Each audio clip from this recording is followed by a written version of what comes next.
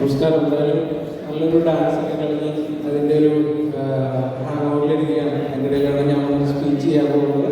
വളരെ ബോറായിരിക്കും അറിയാം, ട്രൈ ചെയ്യാം. എന്തായാലും നമ്മളെല്ലാവരും ഇത്രയും കാലം നമ്മൾ വിഷു ആഘോഷിച്ചിട്ടുണ്ട്.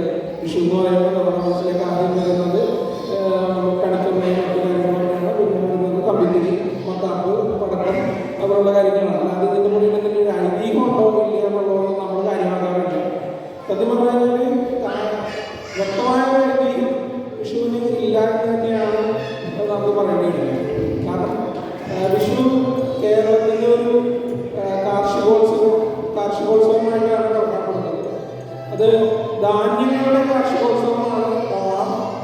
അതുപോലെ തന്നെ പച്ചക്കറികളുടെയും ഫലവർഗ്ഗങ്ങളുടെയും കാർഷികോത്സവമാണ് വിഷു. അതുകൊണ്ടാണ് നമ്മൾ കണി ഒരുക്കുമ്പോൾ വിവിധതരം ഫലവർഗ്ഗങ്ങളും പച്ചക്കറികളും ഒക്കെ വെച്ചിട്ട് കണി ഒരുക്കുന്നത്. ഇവിടെ ചെറിയൊരു ഡെമോൺസ്ട്രേഷനോടുകൂടി കണി ഒരുക്കിയിട്ടുണ്ട്. ഇതെങ്ങനെ ചേച്ചി അത് വളരെയധികം പ്രവർത്തിച്ചിട്ട് നമുക്കിവിടെ ഒരു കണി ഒരുക്കിയിട്ടുണ്ടെന്ന് ചേച്ചി. അപ്പോൾ അതാണ് വിഷുവിൻ്റെ ഒരു ഐതിഹ്യം എന്ന് പറയുന്നത്.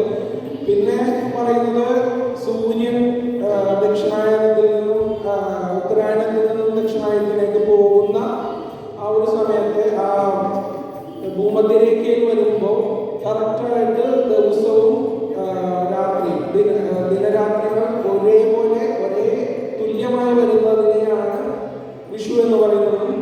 അങ്ങനെ ഒരു ഐതിഹ്യമുണ്ട്. വിഷു എന്ന വാക്കിൻ്റെ അർത്ഥം തുല്യമായത് എന്നൊരു അർത്ഥം കൂടി അതിനുണ്ട്. അപ്പോൾ അത് പണ്ട് കാലത്ത് അങ്ങനെ വന്ന ദിവസങ്ങളായിരുന്നു വിഷു. പിന്നീട് വന്നു കഴിഞ്ഞപ്പോൾ അത് മാറി ഇപ്പോൾ മേടത്തിലല്ല മീനത്തിലാണ് അങ്ങനെ ഒരു ദിവസം വരുന്നത്. എന്തായാലും നമ്മൾ ഇപ്പോഴും മേടം 1-ാം തീയതി തന്നെയാണ് വിഷു ആഘോഷിക്കുന്നത്. അതുകൊണ്ട് തന്നെയാണ് ഇപ്പോൾ കണിക്കൊന്നയൊക്കെ നമുക്ക് അറിയാം. വിഷുവിൻ്റെ സമയത്തല്ല ഇപ്പോൾ കണിക്കൊന്ന കൂട്ടുന്നത്. അതിന് മുമ്പേ കണിക്കൊന്നയൊക്കെ കൂത്തു തീരും. അത് കണിക്കൊന്ന മാറി കൂട്ടുന്നതല്ല, കണിക്കൊന്ന അതിൻ്റെ സമയത്ത് തന്നെയാണ് കൂട്ടുന്നത്. നമ്മുടെ വിഷു ആഘോഷം മാറി പോകുന്നതാണ്. നമ്മുടെ കലണ്ടറിൽ വന്നിരിക്കുന്ന പ്രശ്നങ്ങൾ കൊണ്ട് വിഷുവിൻ്റെ ഡേറ്റ് മാറി പോകുന്നതാണ് സംഭവിക്കുന്നത്. അപ്പോൾ പിന്നെ വേറൊരു ഐതിഹ്യം പറയുന്നത് നരസിംഹാവതാരമായിട്ട് വിഷ്ണുവിരിക്കുകയും നമ്മുടെ ഹിരണ്യകശിപുവിനെ വധിച്ചുകൊണ്ട് പ്രഹ്ലാദനെ രക്ഷിക്കുകയും ചെയ്ത ഒരു ഐതിഹ്യവും കൂടി വിഷുവിനുണ്ട്.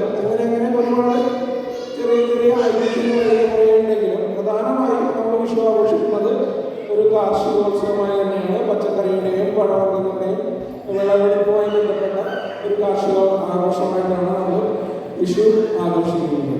എന്തായാലും എല്ലാവർക്കും ഇതേ പറഞ്ഞ വിഷു, ഈസ്റ്റർ, ഈദ് ആശംസകൾ നേർന്നുകൊണ്ട് നിർത്തുന്നു.